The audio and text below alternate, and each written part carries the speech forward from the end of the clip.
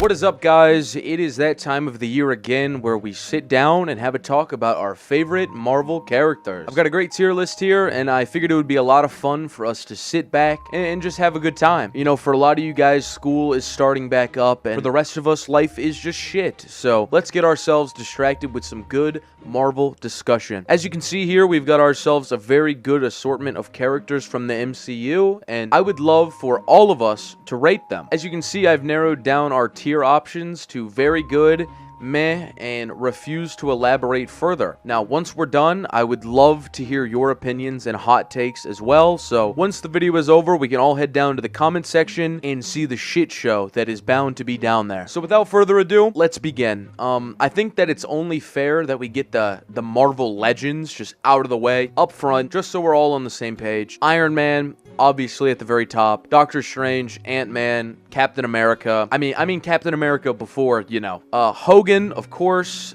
Iron Man's dad. I think his name is Howard. He seems like a good, hardworking American. Then we have Thor. I mean, he's not really from here, but he looks the part, so we'll go ahead and put him up there. And then Spider-Man, of course, but I would like to make it very clear right now that I am talking about Tom Holland, Tobey Maguire, and Andrew Garfield. That is it. I am not a fan of the alternate universes, I guess you could say.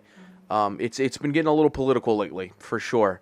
Not a fan of that at all. I can already tell, just with who we have left, we're going to be adding some more to that top tier. But there's so many characters here. We need to just clean up some of the meh characters, for sure. Characters that just aren't very important, or that I just personally don't give a shit about, because there are a few here. Off the bat, I'm seeing Groot and any other tree bitch, Rocket, the stupid fucking raccoon. Holy shit. I want to rip his furry head off of his stupid fucking body. Then we got Goose the cat. I just figured I'd add him. You know, it's a quirky little addition to the tier list. It's a fucking cat. Let's be real.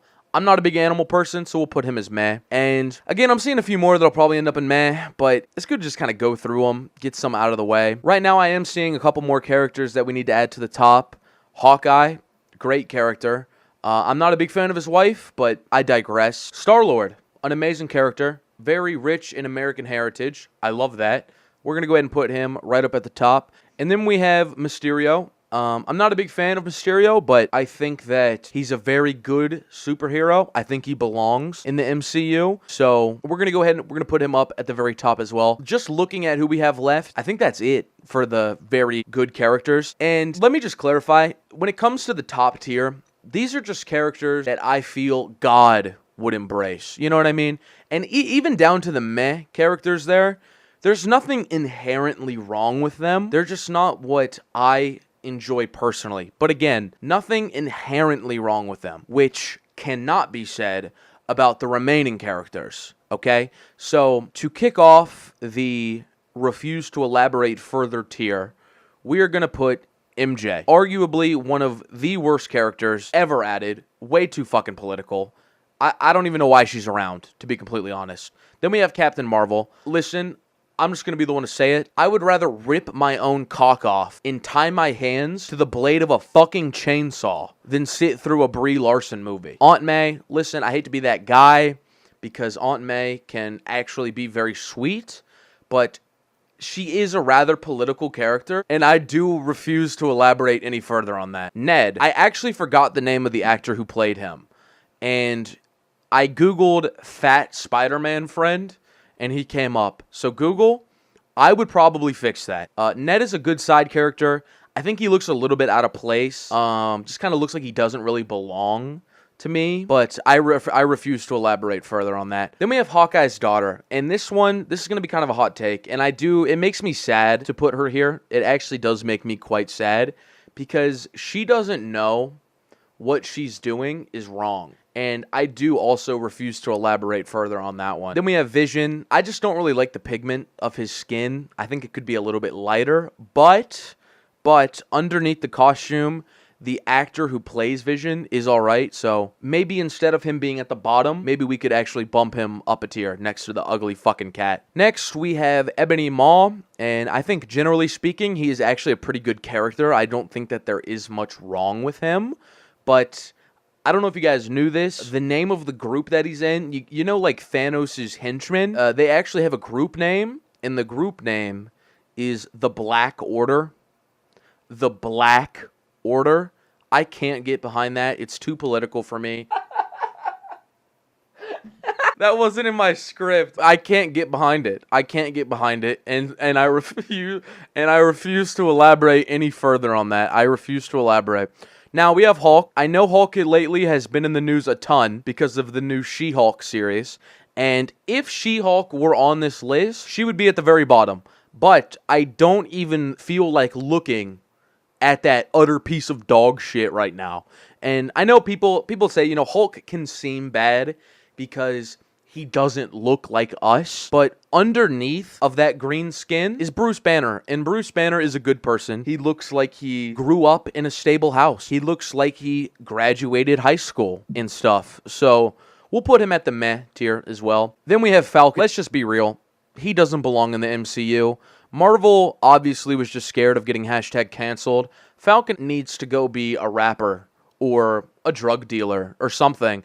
Listen, I'm just saying, all I'm going to say is that if I go to the Avengers campus at Walt Disney World and I see Iron Man or I see Captain America, I am going to encourage my family, go up there, go take a picture. Go take a picture with them. They're superheroes. Now, let's say I go to the Avengers campus at Walt Disney World and I see Falcon trying to touch my children. I'm screaming for the police. I'm eradicating the threat myself. That's all I'm going to say. Thanos. This one's kind of a hot take. I understand that he's from another world. I get that. That's bad. He's not like us. Him wiping out 50% of the population. We need to think logically for a second. That is going to do some serious damage to the people that we don't like. To those people, which is a massive win. And as long as the people in my clan, I shouldn't say clan, as long as the people in my brotherhood, as long as they can survive, Thanos really did nothing wrong. So we're going to actually give him a meh. Same thing goes for Drax. He's kind of just going right in the middle. I think he's fucking stupid, but the actor who plays him seems fine, seems like a good person. Pepper Potts, Iron Man's girlfriend. Listen, I am not a fan. I'm just going to be the one to say it. I'm not a fan. Iron Man is a billionaire genius, similar to Andrew Tate. Why not have a collection of women available at your disposal? That's my logic. Listen, I get the whole love mumbo jumbo up to a certain degree, but I'll say it. I would fuck Iron Man myself. I would do it myself. So if he's got all these people wanting to get on that iron cock, why the fuck are you going to choose one mid-bitch? Bottom tier, I refuse to elaborate further. Gilmora, big no from me. Huge no, actually. Way too political. Same exact situation for Mantis. Black Widow, bleh, straight to the bottom. Then we have Nebula. This is kind of a gray area for me because Nebula is not really a human, but she is portrayed by a woman, which is just a little too political for me. Nebula's she is portrayed by a woman, which is just a little bit too political, and I'm going to have to make some more room at the bottom. I don't even know this bitch's name, to be frank with you guys, which is weird, because I feel like I've been doing all right up until this point, but I think, actually, you know what, we could make a valuable lesson out of that. You don't always need to know somebody to be able to hate them. You know what I mean? I don't know her name, but I know that I don't like her. Similar, let me give you an example. Similar to how I don't know anything about the 24th president of the United States. I can't name who that is off the top of my head. But what I do know is that everything in America was fine until the 44th president came around.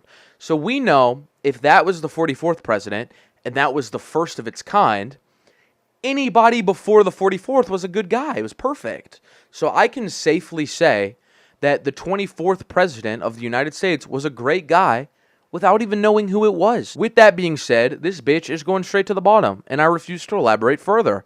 Wong is up next, and I think that it's very funny that they named him Wong. It's one of those names that you can say for a few minutes and get a little amusement out of. I think he's actually a pretty good guy. I really do enjoy his character. I think that if it were to be played by a different actor, I think it would have real potential, but, Unfortunately, Wong, you're going to be at the very bottom. Nick Fury, this is kind of a no-brainer. Just not really, just doesn't really belong in the MCU, I feel like. A little too political for me. I'm not going to elaborate. And then finally, we have Black Panther. Now, listen, I think Black Panther sends a great message. And I have infinite respect for Chadwick Boseman and his family. Boseman's work throughout his career is actually very inspirational, and I think that he was a great man. I think Black Panther is one of those movies that, regardless of any bullshit belief or social biases that you may have, it's one of those movies that you have to treat with respect. With that being said, I am unfortunately highly